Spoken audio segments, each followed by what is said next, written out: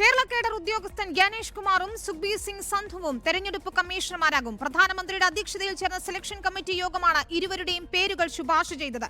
പട്ടിക രാഷ്ട്രപതി അംഗീകരിക്കുന്നതോടെ നിയമന നടപടികൾ പൂർത്തിയാകും. ചുരുക്കപ്പട്ടിക നൽകാതെ എടുത്ത തീരുമാനത്തിൽ കോൺഗ്രസിന്റെ ലോക്സഭാ കക്ഷി നേതാവ് അധിർ രഞ്ജൻ ചൌധരി വിയോജനക്കുറിപ്പ് നൽകി.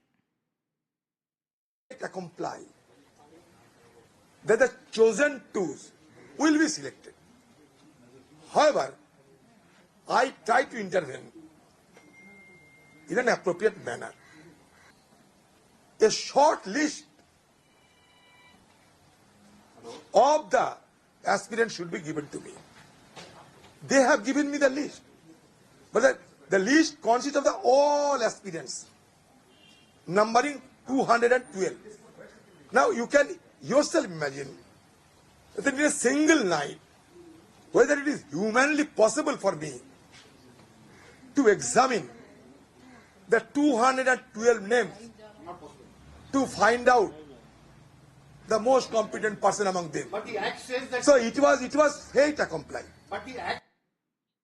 നോബൽ മാരിക്കാരൻ നൽകും വിവരങ്ങൾ. നോബൽ, ഇപ്പോൾ ലോക്സഭാ കക്ഷി നേതാവ് അധിർ രഞ്ജൻ ചൌധരി ഇതിൽ വിയോജനക്കുറിപ്പ് നൽകിയെന്നാണ് മനസ്സിലാക്കുന്നത്. കോൺഗ്രസിന് ഇക്കാര്യത്തിൽ എതിർപ്പ് തന്നെയാണെന്ന് അറിയാൻ കഴിയുന്നു. എന്താണ് വിവരങ്ങൾ?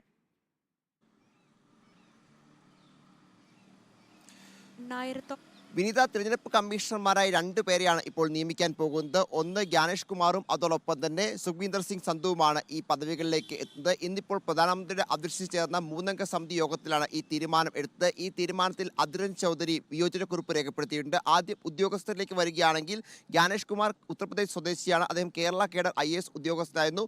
മുൻ എറണാകുളം ജില്ലാ കളക്ടറായി അദ്ദേഹം സേവനം അനുഷ്ഠിച്ചിട്ടുണ്ട്. കഴിഞ്ഞ കുറേ നാളുകളായി അദ്ദേഹം കേന്ദ്രത്തിലായിരുന്നു പ്രവർത്തിച്ചിരുന്നത്. കേന്ദ്രത്തിൽ അദ്ദേഹം പാർലമെന്ററി സെക്രട്ടറി എന്നീ പദവിയിലടക്കം സേവനം അനുഷ്ഠിച്ചിട്ടുണ്ട്. അതോടൊപ്പം തന്നെ അദ്ദേഹം ഈ ഉത്തർപ്രദേശ് സ്വദേശി കൂടിയാണ്. അതോടൊപ്പം സുഖ്ബീർ സിംഗ് സന്ധു അദ്ദേഹം പഞ്ചാബ് കേഡർ IAS ഉദ്യോഗസ്ഥനാണ്. ഉത്തരാഖണ്ഡ് ചീഫ് സെക്രട്ടറി ആയിരുന്നു. അദ്ദേഹവും എന്താണെങ്കിലും തെരഞ്ഞെടുപ്പ് കമ്മീഷണറായി നിയമിക്കപ്പെടും. ഇതാണ് ഇപ്പോൾ അവിടെ എടുത്തിരിക്കുന്ന തീരുമാനം.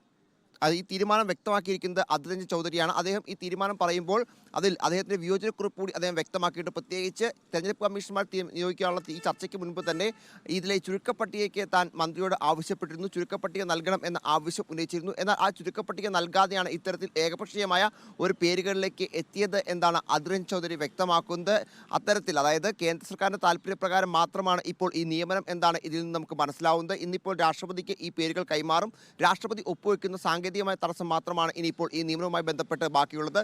രാഷ്ട്രപതി ഒപ്പുവെക്കുന്നതോടെ ഈ നിയമന നടപടികൾ പൂർത്തിയാവുകയും ചെയ്യും. അങ്ങനെയാണെങ്കിൽ വരും ദിവസങ്ങളിൽ നിലവിൽ Rajiv Kumar chief electoral commissioner മാത്രമാണ് ഉള്ളത്.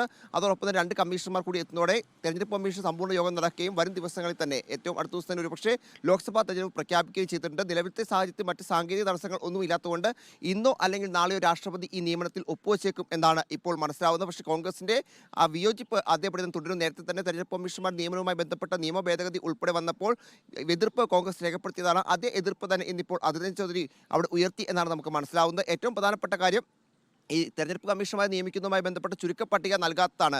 അദ്ദേഹം നേരത്തെ തന്നെ നിയമമന്ത്രിയുടെ സെക്രട്ടറിയോട് ഈ കാര്യം ആവശ്യപ്പെട്ടിരുന്നു. പക്ഷേ തെരഞ്ഞെടുപ്പ് പ്രഖ്യാപനം എന്നതാണ്. അതിനുള്ള നടപടിക്രമങ്ങളൊക്കെ പൂർത്തിയാക്കി കഴിഞ്ഞിട്ടുണ്ടോ?